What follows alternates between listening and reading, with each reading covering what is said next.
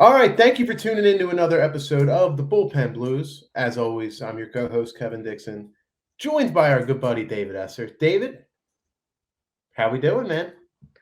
Kevin, it is. First of all, can we even call the podcast the Bullpen Blues? Because the bullpens it's been kind of decent the last couple of games. But I mean, what a week it's been. Just eight straight. It's just been incredible watching baseball at the moment. We haven't been on the mic since the trade deadline, and Yeah, between then and now, things have drastically changed. So it's just exciting. It's just a really exciting time to be talking Phillies baseball. it's kind of almost like we've been waiting for this all year. You know, like we've been a lot of back and forth on this show of they're in it, they're not in it, they're in it again. Bad week. We're out of it again. Finally, our first sustained run of success, and I believe it's their first time winning 8 in a row since 2011. Uh, there's definitely some good vibes going on at Citizens Bank Park right now, and I'll tell you what. Since we've been on YouTube now, we have the banners, we have the stats flashing on the screen. It's nice to finally be able to put the division race up, and the Phillies are sitting in first place. Yeah, I mean it's been a few months since we've been able to say that. Yeah, But no, you're totally right. I mean, leading into the trade deadline, we weren't sure if the Phillies should have even been buyers. I mean, me personally, I was more along the lines of they should be looking to offload some of their older pieces. And granted, they bought, and we're going to talk about the trade deadline because the Phillies made some big moves. They bought, and it sparked something, and the offense started clicking. The pitching's been good. The crowd at Citizens Bank Park has yeah. been reminiscent of the glory days in 08, 09. So it's just everything's kind of grooving at the moment. We're going to talk about Bryce Harper, how he looks like the MVP. We're going to talk about Zack Wheeler, how he looks like the Cy Young. Yeah. We're going to talk about the rest of the team, how they've started to find their roles. It's just Kevin. I mean, first place is first place. That speaks for itself. But they're in a really, really good spot at the moment. Yeah, and it's just good vibes, man. And you mentioned the energy's back at Citizens Bank Park, which is huge. You could hear it over the weekend. Uh, Man, it was loud, especially on those final outs. Big hits all weekend long. Uh, Even like you mentioned, Bryce Harper MVP, and like you said, we're going to get into that. But MVP chance, like that type of environment, we haven't seen in a long time. Like even back in 2018 and 19. 18 especially when they led the division in August, it wasn't like this. There's just like a different feel. It kind of feels like the first week in 2019 when Hoskins hit the big grand slam. It was sold out over there. Bryce Harper was debuting. That's the level of energy it feels like right now. And when you have guys like Alec Bohm, Luke Williams, Nick Maton's back with the team now. Um, Even like guys like Odubel Herrera who have been here a few years, Real Muto, they're getting to experience what it's like to have the city behind this team because this city showed in the past that they will buy into the Phillies. They had like a 5-year run of sellouts, and that's like every single game was selling out. Uh, Philadelphia can be a baseball town, and they've shown that. And this past week is starting to show that evidence again. Yeah, I mean, you nailed it, and I think even past some of the young players, you look at some of the veterans on the Phillies who haven't experienced, being on a really great roster. You look at a guy like Gene Segura, you look at a guy like Brad Miller, you look at the new additions, Kyle Gibson and Ian Kennedy. You can tell that they're thrilled Yeah, to be on a team in first place, looking to make the playoffs with, a near sold out crowd behind them. I mean, Gene Segura, that was the most aggressive bat flip I've seen from him. carried it all the way down the line. And he He chucked took that the thing. first base with him. I mean, you got Reese Hoskins doing all sorts of, crazy celebrations in the dugout. I mean, there's some serious buzz. I feel it. I have friends who don't follow the Phillies very closely. They can feel it. It's very clear that I don't know what necessarily sparked it. It kind of, Yeah, we're going to talk a little bit later how they've been showing signs of progression the last couple of weeks, and they were kind of due for a hot run. Again, a lot of it's due to Harper, a lot of it's due to Wheeler. yeah. But something clicked for this team, And rattling off 8 straight again, that speaks for itself. They're in first place, and they control their own destiny for the rest of the season, which we've genuinely not been able to say for a decade. Yeah. At the moment, Baseball Reference has them at a 60.1% chance to qualify for the postseason. So you're right. They certainly, they hold their destiny in their hands. And look, they ripped off 8 in a row. Sweeping the New York Mets was, I mean, you can even say the Nationals too, but like the Mets are who you're one of the teams that you're racing with right now.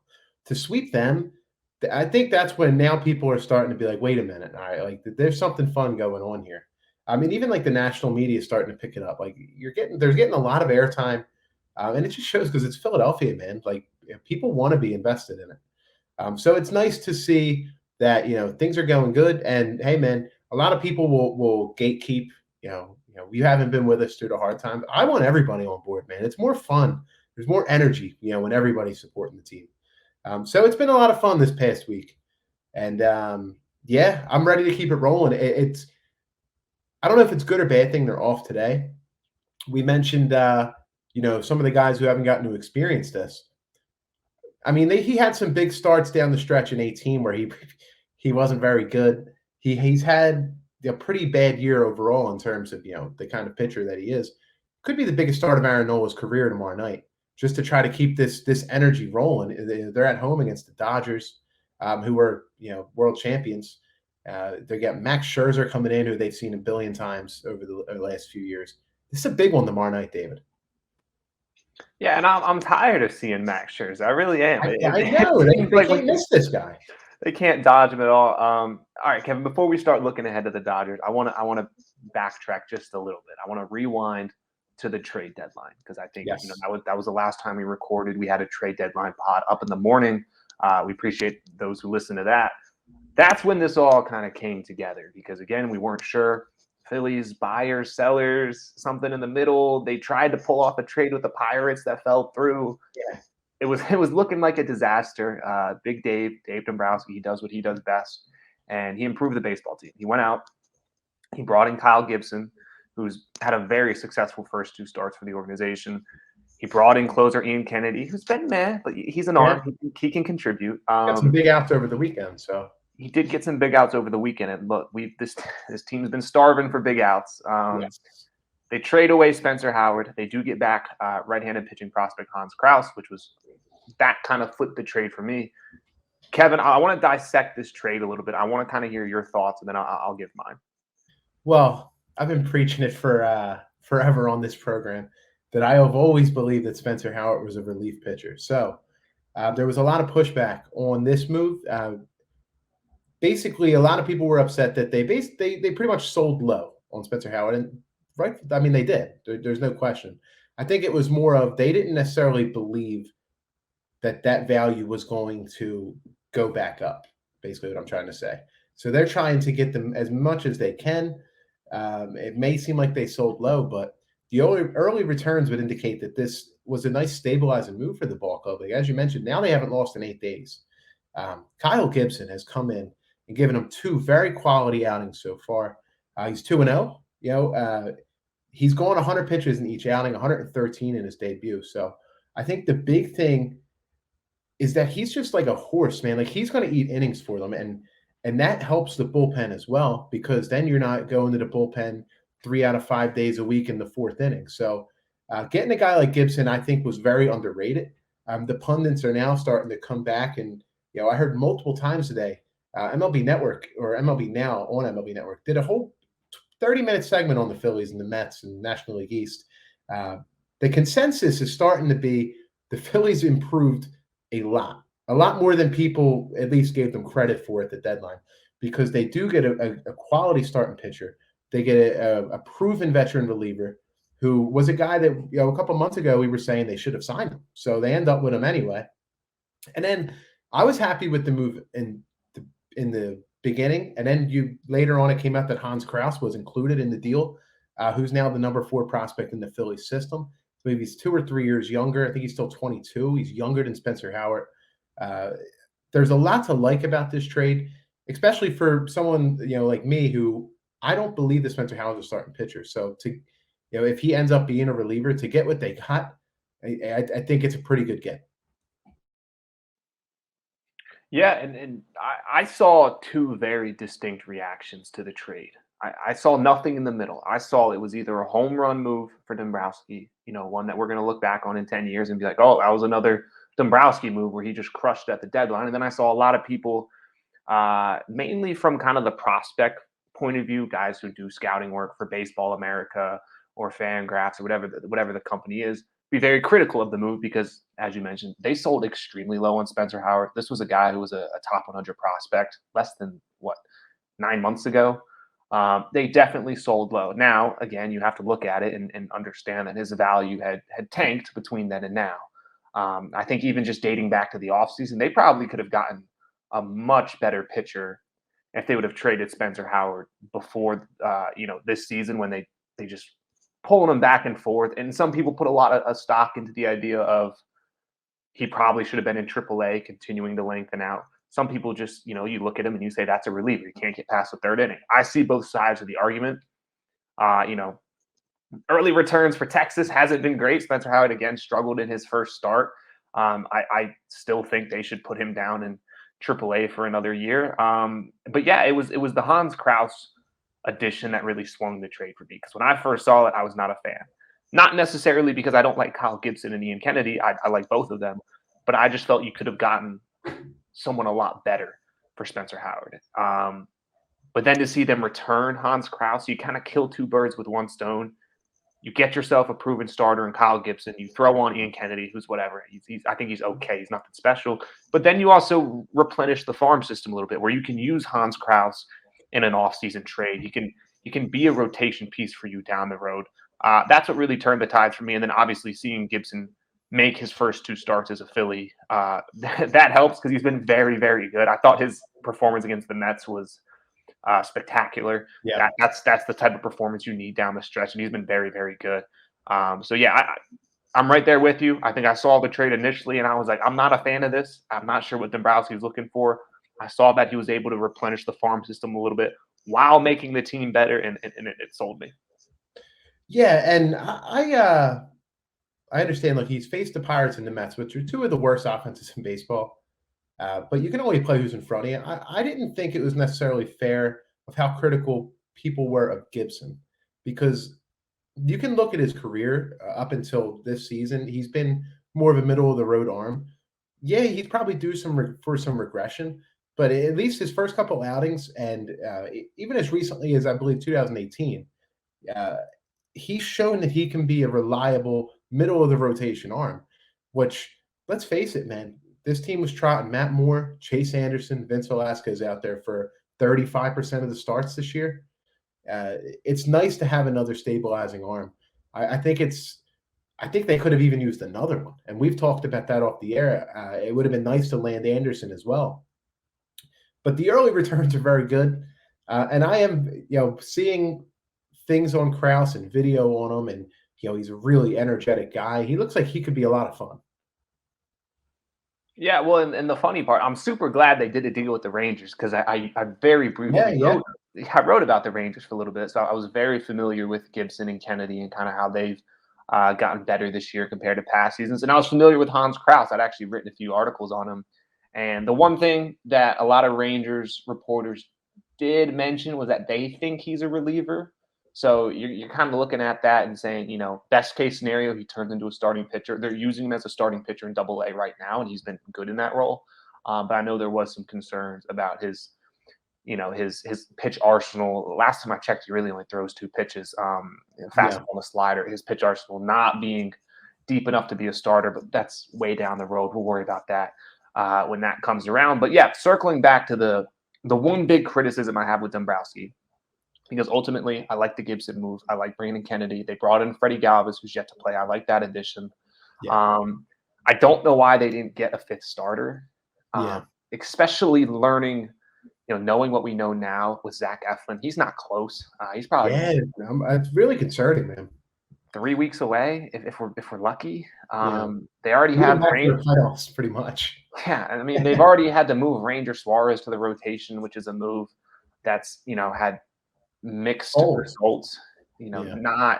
Not a great decision in my opinion because he was doing so well as a reliever.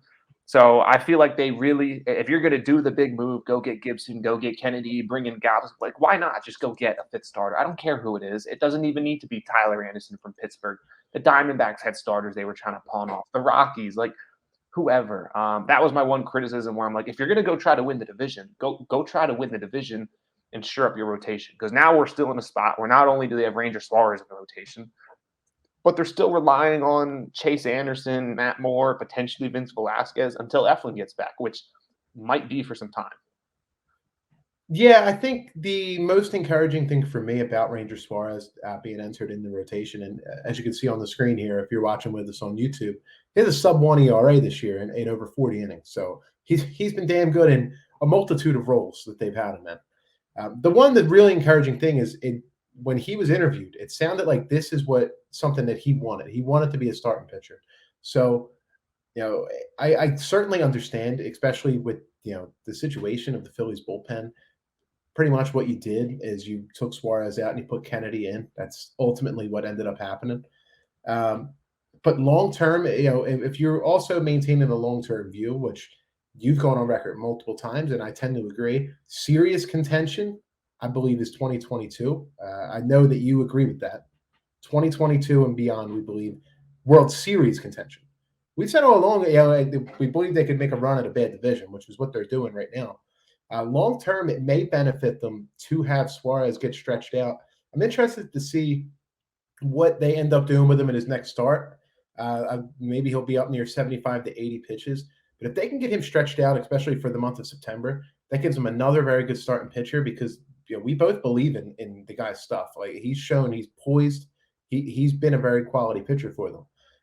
If you can go into September, may hopefully get Eflin back, and then if you're looking long term with 2022, the rotation looks relatively strong with Wheeler, Nola, Eflin, Gibson, Ranger Suarez.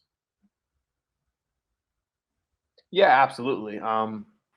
The one thing with Ranger right now is he's kind of Spencer Howard at the moment, if you really think about it. Where I mean, that's the role he's in.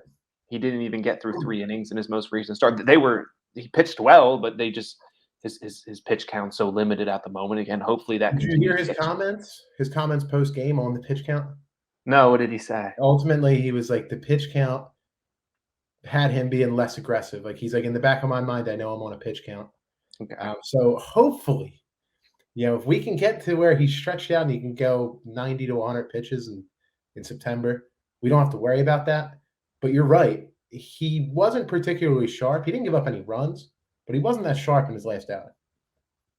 Yeah, and he was getting squeezed by the ump a little bit, which I typically stray away from using that as an excuse. But some of the calls were bad. But yeah, we'll see with Ranger. It's always a risky game to take a good reliever and try to stretch him out to a rotation or midseason. I know Ranger was, brought up through the minor leagues as a starting pitcher and then got converted to the relief role, and now they're trying to convert him back. It's risky. If it works, home run, right? Great, fantastic. And you're looking at a team that's running 4 to 5 pitchers deep all through September, and we're all feeling really good about that. If it doesn't, I think we're going to circle back to the conversation of why wasn't a fifth starter added at the deadline alongside Kyle Gibson. And why are you messing with Ranger Suarez? If it doesn't work out, it's certainly a risk because if it doesn't work out, then you're looking at it like, man, he was dominating in the role that he was in, and you're just bouncing him all over the place.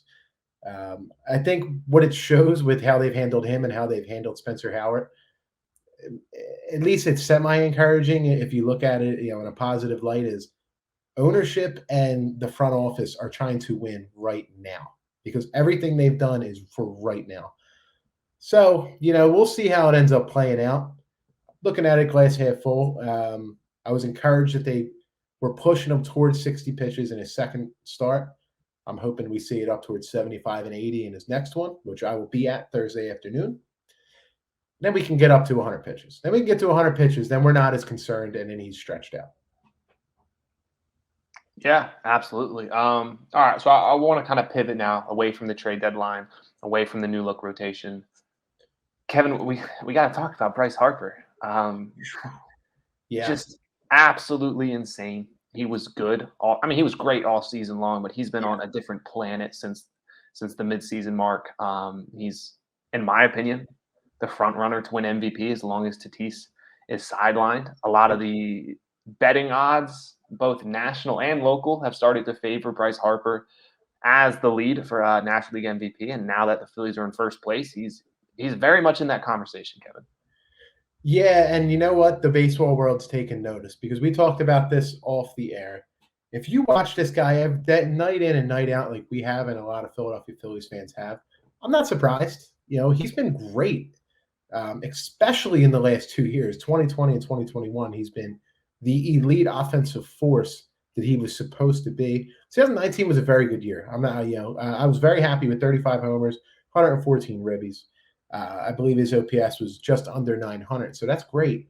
But his OPS this year, David, he's pushing 1,000. He's at 983, and this is quietly turned into, once again, one of the 5 best offensive players in baseball. There was a debate earlier in the year that could be had that he was more in the 15 to 20 range.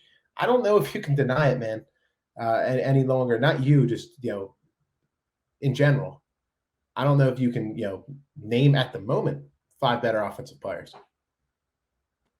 I don't know if you can name 3. I mean, like Ohtani, Vladdy, and then who? It's Bryce Harper. He's healthy. Tatis is out at the moment. I think granted, this is at the moment. The last right couple of weeks, pushing to a month or so. But I mean, you look at Bryce Harper's numbers, and I very much agree with everything you just said. I think the one thing that has frustrated me is, first and foremost, I'm so glad that both Philadelphia and the national landscape have started to take notice of Bryce Harper. The one thing that's frustrated me is people saying things along the lines of, oh, he's finally living up to the contract. Yeah. Oh, he's finally playing like an all-star. He's finally playing like an MVP. Kevin, he's been doing this since he signed. Yeah. If you look at his OPS since becoming a Philly, it's 926. His OPS with the Nationals was 900. He's been better as a Philly since a National. No one ever questioned his status on the Nationals. He was an all-star every single year, MVP, all that good stuff. I mean, Kevin, you look at his OPS plus this year, it's 168. That's the second highest of his career, only trailing that 2015 season where he broke every record imaginable and had a 198 OPS plus. Like, he's been great all year. He's been great since he signed. Obviously, the last couple of weeks, he's been MVP caliber at the plate, but this is not new. I know a lot of people trashed him early on for the homer numbers and the RBI numbers, when in reality, we all knew it's because he wasn't getting runners on base. The power surge was going to come. He was hitting 300 plus. None of this is new. Again, like you mentioned, to people who've been watching every single day, we all know Bryce Harper's elite. I'm glad everyone else is taking notice, but this is not a matter of, oh, Harper's turned it on the last couple of days. Yeah. No, he's been great all season. Him elevating his play beyond great has obviously helped the team, but he's been fantastic the last couple of years, specifically this season. Yeah, I mean, like we just said, the baseball world's taken notice again because we've known, and I think a lot of it that gets overlooked too is, look, JT Realmuto, good offensive player. Rhys Hoskins, we've been very critical of him on this show. He's having a good year. I can't argue with his numbers. But you look around the National League, Tatis has Machado. When the Braves are healthy, they have Acuna and Freeman. The Cubs, who they just, offloaded everything. They had Rizzo, Bryant, Baez. The Dodgers have a million different guys. The Nationals did have Soto and Turner. Harper doesn't have another – he doesn't have a 1A bat with him, like a 1 and 1A. Best case scenario, Realmuto is probably your third best offensive player, right? In terms of, hitting for power, driving runs in. If you're looking at best case, he's probably should be your third best. So just think how much, even better Bryce Harper could be, in terms of his power numbers. If he had another elite offensive force with him, which hopefully, that'll get addressed in the offseason. We've talked about that a ton. But I think it really gets overlooked too that it's him, and then it's I don't want to say it's a bunch of guys, because it's a bunch of good offensive players, but I don't know if there's another elite offensive talent on the team, in terms of driving in runs and hitting for power, because there's a lot can be said about Gene Segura, and we may get into him a little bit here in a minute, but he's been quality, but Bryce Harper's on a different planet from the rest of the Phillies lineup. No, and it's a fantastic point, and one you've brought up to me frequently throughout the season. You look around baseball, a lot of the really good teams have two kind of MVP tier players. Again, the Yeah. Braves, Freeman and Acuna. The Nationals, when they're at their peak, they arguably at three. When you look at Rendon, Soto, Turner, like there was three guys that were in that conversation. Like, you flip over to Los Angeles with the Dodgers, there's a billion players. Even the Angels, when Trout and Yeah, Ohtani are in the healthy. American League, there's a ton of different teams. Like I was only even just naming NL. You can look all around the AL. You look at a team like the Astros, they have Yeah. Bregman, Altuve, Correa, when they were at their peak, they had Springer in the outfield. It goes on and Jordan on. Alvarez, man, he's a stud. I mean, Tons of bodies. And you're right. And I'm a big JT fan. He's the best catcher in baseball by a landslide. But there's kind of a disclaimer there because catchers aren't very good in baseball. Yeah. You're right. You look at JT, he's probably, a B plus, A minus type player. You look at Hoskins, who, we've been critical of. He's having a very good year. But he not the highest of batting averages. He's a B. I'll give him a B. You're gonna give He's a Realmuto a B, B+. Gene Segura is kind of a B plus. There's no kind of, Batman or no, there's no Robin to Bryce Harper's For Bryce Batman. Harper, yeah. But he's doing it on his own right now, and he's benefiting from other guys around him playing well. But a lot of this is Bryce just putting the team on his back every single day and willing them to victories. Yeah, and it sets us up perfectly to pivot here because Bryce Harper is one of them. But the Phillies obviously they've won 8 in a row here. They're in a fantastic stretch. But I am in the belief of this season shifted, David, on June 1st. So as you can see here, if you're watching with us on YouTube, the Phillies are 33-24 in that stretch. They've won 8 in a row, so that certainly helps that. Offensively, though, David, they've woken up. You got Bryce Harper slugging 629, 32 ribbies, 13 homers in that time. Bohm's hitting 315. He's got 22 ribbies. McCutcheon's OPS is over 900 in that stretch, 13 homers, 37 ribbies.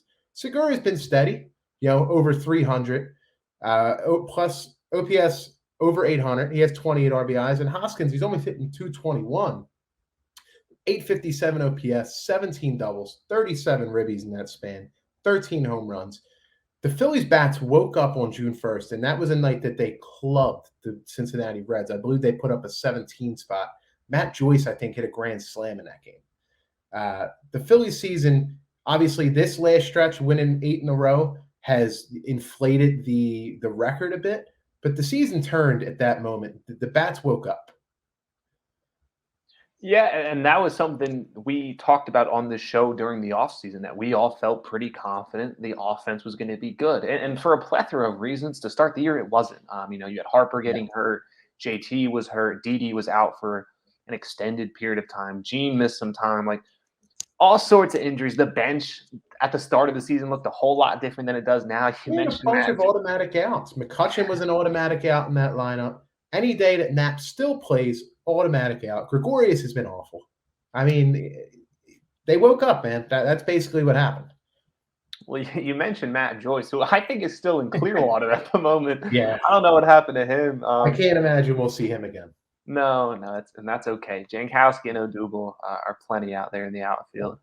But yeah, no, you're right. And it was kind of a quiet turnaround. It took some time for it to materialize. A lot of it has to do with the pitching getting a little bit better, keeping them in ball games. But you're definitely right. Look, once the offense started clicking, things started to improve. Again, the last week or so, it's been exceptional. But it was a process. It took them time. But once everybody started getting rolling, once they added some arms to the staff, once the bullpen started figuring out their roles a little bit, you start looking at a team that was more resemblant of the team from 2020, which had one of the best offenses in baseball. Yeah, and I mentioned the MLB Now thing today they did on the Mets and the Braves. They had the Bryce Harper monologue, which was fantastic. I believe you tweeted it out. So if you haven't seen that, go over and on David's Twitter, check that out because it's fantastic. Brian Kenny, during that stretch of just covering the Phillies, mentioned he views their rally against the Nationals on Thursday as the turning point in the season in terms of believing, like the team believes, because they scored 4 runs in the 9th inning with 2 outs in that ball game, back to back 2-run doubles with 2 outs from Real Muto and Hoskins. They were down 5-2. Like that game, that was a game, David, in May. No doubt, you write that off as a loss. They blew a lead. They were up 2-0. Then they were down 5-2. Nola, was Nola that he's been this year. He wasn't very good. And then they even had Didi. He had a home run robbed by Juan Soto in that game. Easily could have killed any momentum the Phillies had. But they kept fighting, man. And that is a big part of this 8-game winning streak for the Phightin Phils. And I agree with Brian Kenny in terms of the team themselves believing. That's a significant win. Yeah, and now I think they stroll into the ballpark every day. 4 out of the 5 days they have a starting pitcher on the mound they can trust, and I think that's very important. Yep. When Zack Wheeler's on the mound, they're penciling in a win before the game's even started. Yeah. And we haven't even talked about him. We will get to him here in a second. Yep. But then they walk in and they say, "Look, we got Bryce Harper on our team. We can do anything. We got Gene Segura, who's been red hot. JT's been great with the bat the last couple of weeks. Hoskins, when healthy, has been good. I mean, Brad Miller subbing in for Hoskins has been very good. So I totally agree that I think this is a team that not only have they been performing better, but they've been just kind of acting better. The morale is up. The confidence is up. They're going into games saying, we're better than the Nationals. We're better than the Mets. We're not taking 2 or 3. We're sweeping because we're just a better baseball team. I think it showed in all the late comebacks against DC, and it obviously showed in the sweep against New York where they just took care of business 3 days in a row. Yeah, man, and they're having fun. Like we mentioned, Segura carrying the bat down the line, and then the big fist pump. Hoskins is on the bench going crazy. The Odubel Herrera home run that I don't think has landed yet against the Mets the other day. That was an absolute missile, dude. I mean, that was the biggest home run he's ever hit in terms of the moment and in terms of the distance of it, because he crushed that into the upper deck. The big bat flip, Hoskins in the bench going crazy. There's just a good vibe, man. There's just a good energy around this team right now. And, this is not something that we've felt in nearly a decade. And we can't stress that enough. And all the listeners I know agree. When you're riding with this team like we do day in and day out, it's been some tough years. And my dad used to tell me back in the golden era of Phillies baseball, where they won the World Series and won another pennant. He's telling me I was spoiled because he grew up watching the Phillies his whole life and they were never good. He was right. I didn't realize it at the time, but these last 10 years have really opened my eyes of, what Phillies baseball is. And just seeing this again, it's reminded me how much fun this can be. Yeah, I want to touch on Rhys Hoskins real quick because you brought him up. Slowly but surely starting to turn around on the guy. And, he's been a player we've both been critical of. We felt he's been overrated at times. And I'm starting to turn around. Not only has he been good at the plate this year, because he has been good. And it's a little unorthodox. It's a lot of doubles. It's a lot of home runs. Batting average is still lower, but that's what he's good at. That's what he's going to excel at. But I do think the way he's handled himself, being injured while this team goes on a crazy run. Obviously, he was a part of the National Series, but I think that's important. I think that's a big sign of leadership. I think this club has lacked that kind of presence in the past where they don't have someone getting everybody all excited, getting rallied up. I think Archie Bradley is a big piece of that as well. Yeah, he certainly is a guy with some personality. He's real fun. I think Kyle Gibson and Ian Kennedy have come in with a little bit of swagger as well. I think that helps. But I do think Hoskins just being a positive force in the clubhouse, a positive force around his teammates, kind of feeding off the energy. I think that's important, and I very much applaud him for that. And it's made me come to kind of appreciate his leadership a little bit more these last couple of games. Yeah, and the camera keeps finding him. Like it's like the broadcast knows that he's the guy that you want to see. He's up on the step, man. There's a lot to be said about that, and I've played a lot of baseball in my life. When there's energy on the bench like that, it helps. It certainly helps. But you know what? They need to, maintain this same energy tomorrow. We got a big series coming up with the Dodgers. We're going to get into Zack Wheeler here in a minute, who unfortunately is not going to pitch in the Dodger series. It'd be nice to see him, show up Dave Roberts a bit. Who didn't want to throw him in the All-Star game, which, look, Thank you. I appreciate that they did it the way they did because, yeah, who really cares? I don't really care that much. I'd rather have him for the stretch run. So it would have been nice to have, Wheeler be like, thanks for keeping me fresh, and then go out and throw 8 strong against them. But yeah, man, they got to keep the same energy tomorrow. You cannot let the off day let you get complacent. They need to continue to be hungry because they're only up 2 games in the division. And they got a tough stretch here. Like the majority of their schedule the rest of the way is light, but they got the Dodgers and the Reds here, 2 teams that are fighting for playoff position. The Dodgers are absolutely going to be there. The Reds are in the wild card race. They've gotten themselves back into that. Aside from the Phillies, they're probably the hottest team in baseball. So we need them to keep that rolling against Atlanta, but we need the Phillies to maintain a strong stretch here. We can't expect them to win every single day, but now, especially this time of year, win series. Now they're in a position, they're at the top of the standings. They made their run. You just got to win series from here on out. Absolutely. And again, like you just said, it's a big week because you got LA, you got Cincinnati. Those are 2 of the better teams in the National League right now. So you got to take care of business. Yep. All right, Kevin. So I wanted to pivot again, and I kind of teased at it at the start of the show. The bullpen hasn't been terrible.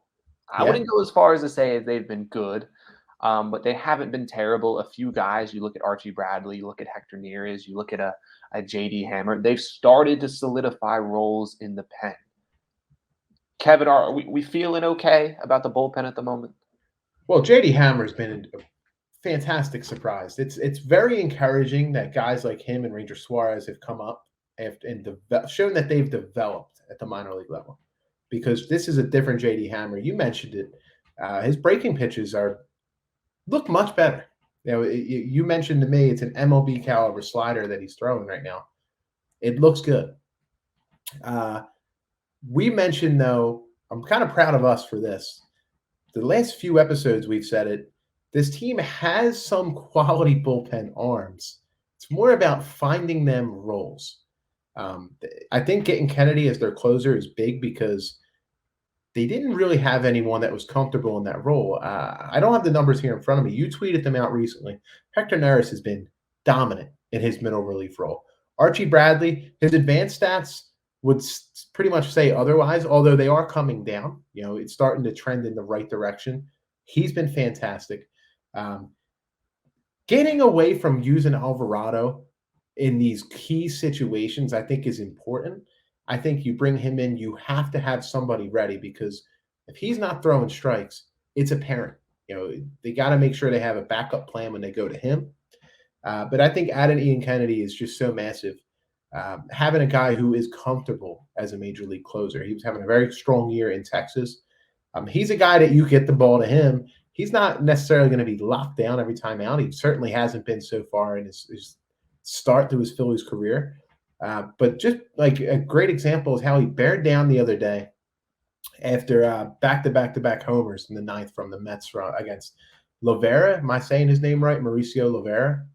I don't know how to say it. Yeah. It would have been so easy, especially I believe he gave up a leadoff single after he came in. It would have been so easy for the Phillies to blow that game. And just having a stabilizing presence in Ian Kennedy, who's a veteran. He's been around a long time. He was pitching back when the Phillies were good previously.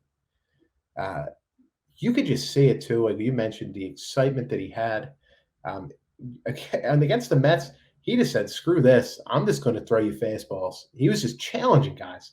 Blew 3 by Alonso. They were like 93, 94 miles per hour. I don't know, maybe slow gun, maybe. I don't know. Yeah, he was pumping them in there and just blowing them by guys. I think that's so crucially important, especially as you get into this stretch. Like we're getting towards the home stretch. So having a guy like that, guys are settling into their roles. I think it's massively important, and hopefully we get some, we get Bailey Falter back, which would be huge. We can get Brogdon back, who's been excellent.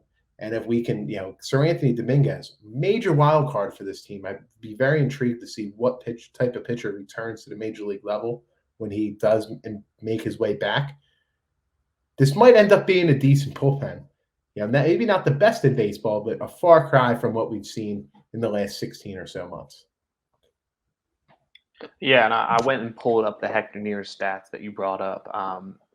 Pitching in the ninth inning this year, his ERA is just north of 5 through 27 innings of work. He's allowed 16 earned runs. Okay, so Kevin, when not pitching in the ninth inning this year, so that's 20 and 2/3 innings of work, 2.18 ERA. Yeah. It significantly better when he's not pitching in the ninth inning. And, we've had this conversation before, but there definitely, there's long been this kind of ideology in Philadelphia that Hector has to be the closer, or that, Alvarado had to be the closer because he throws hard, or that, insert this player because he was having a good month, he should be the closer. And I think what we've kind of come to learn, and this is where we have to give Joe Girardi some credit, because this is kind of what he was known for in New York, constructing strong bullpen roles. It's not always about who's got the best stuff or the lowest ERA. It's about establishing roles. And I think you've seen Hector become more comfortable in this middle inning, this middle relief role. You've seen Archie Bradley really start to thrive as the setup man.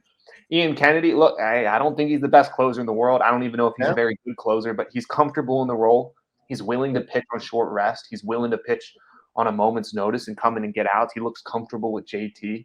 That fastball sequence that they were running against the Mets the other night was pretty incredible to watch. So I think you're getting closer to everyone just locking into a role, whether it's the seventh inning, the eighth inning, Kennedy at the closer spot. If people can get comfortable in these positions, that's what's going to matter more than just having the most expensive bullpen, or the most amount of 100-mile-per-hour fastballs coming out of the bullpen. Yeah, and I think it's also crucial that we've moved on from the Brandon Kinslers of the world, David Hale.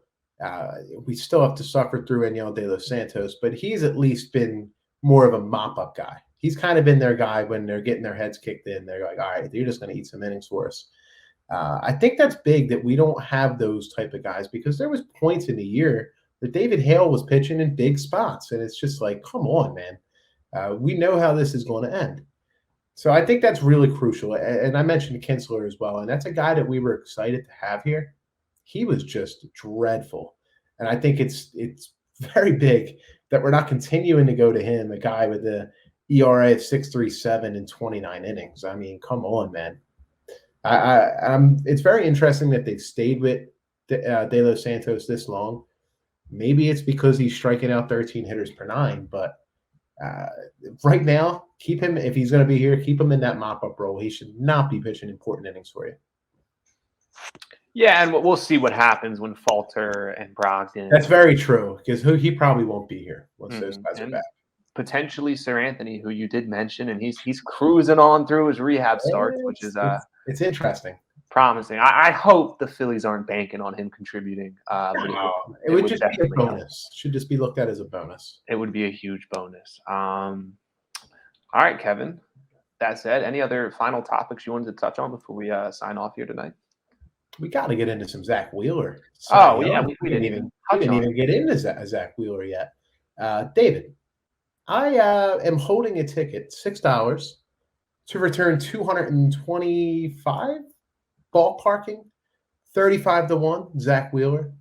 Only a $6 bet, but I was taken in the preseason. Feeling pretty good about it right now, David. I'm liking the chances of Mr. Wheeler walking away with the Cy Young. And yesterday was just like a chef's kiss statement game from Zack Wheeler. He's been unbelievable, David. There's no question now. It's silly to even think that we were having this debate. He is the ace of the staff. He is one of the best pitchers in Major League Baseball. And look, I mentioned earlier, I don't view the Phillies at the moment as a World Series contender. They mentioned it today, though, on MLB Network, and I 100% agree. I do believe in the logic of if you get in, anything can happen. If they get into a short series and a team has to face Wheeler, hopefully they can get Nola figured out. Like the Phillies starting pitching could be a boost for them. And having an anchor like Wheeler who's going to pitch 2 games in that series if you get there, I think it's massive. I think it's an advantage that people don't look at with the Phillies. But we've mentioned all along their top stars. They have top stars. and we especially saw it yesterday. Harper went deep. Zack Wheeler was dominant. I think there's a great case that they could have the MVP and the Cy Young. Yeah. And I strongly believe Zack Wheeler is the Cy Young. He has to be. Look, Fangraphs isn't the end all be all for these types of things, but if you look at the pitching F4 leaders in baseball at the moment, Zack Wheeler leads all pitchers, not just the National League, all pitchers with a 5.6 F4. You have Corbin Burns in second with a 4.9, and then is a huge drop off to the rest of the guys who are all 4 and below. That includes Walker Buehler, that includes Brandon Woodruff, that includes Max Scherzer. Like, Wheeler is head and shoulders above the rest of the league in terms of his pitching value at this point. And then performances like yesterday, it's hard for voters to ignore something like that. It was on the Roy Halladay number retirement day. It was against his former team. It was a complete game shutout. He was throwing 99 in the 9th inning. It's kind of those poster performances that I think are going to really help Wheeler. His numbers speak for themselves. My guess is he'll continue to pitch like this. I don't see why he would start to stumble at all.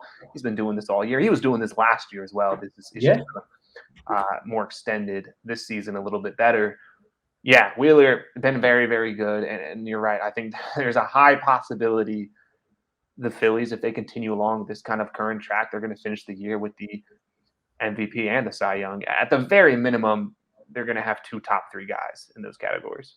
For sure. And you mentioned that he was doing this last year. He'd been doing this for years against the Phillies. Yesterday's performance that's all he used to do against the Phillies. He used to drive me nuts. But yeah, I mean, he just has that such a dominant fastball that when his other stuff isn't on, he can just go after you. Like he's not nibbling out there. He's just going to challenge you. Yeah, man, it's huge. And you mentioned Corbin Burns. Depending on how the races play out, best case scenario, the Phillies win the National League East, the Brewers win the Central. They would match up with Milwaukee, at least at the moment, in the first round. Depending on how it plays out, it may be Wheeler and Burns in game 1 of that series. If they were to get there, that would be something. That would be a nuts series, especially because then you have Woodruff against Nola. We need the good Nola, man. The good Nola could just it can transform this team. Like it can take them to another level. I don't want to spend too much time because we're already almost an hour deep, but let's touch on Nola real quick. Kevin, it's all about fastball command. I know. And it's what it's been all year. And I'm not sure what the problem is because JT is a fastball catcher. He loves calling fastballs. And so you would think that they would establish the fastball command early. But what's been happening is JT, he goes out there. He's like, all right, we're going to establish the fastball. Nola just can't throw a strike. So then they have to exclusively rely on change of curve. And that's when you start to see guys getting a lot of hard contact. Because that's been the problem with Nola. His strikeout numbers are fine. And he's not having these crazy blow-up innings where he's throwing 40 pitches in an inning. He's just giving up hard contact because he's hanging off. Hit by the long ball is what's happening. He's putting guys on base. It's what happened the other day in Washington. He was cruising along.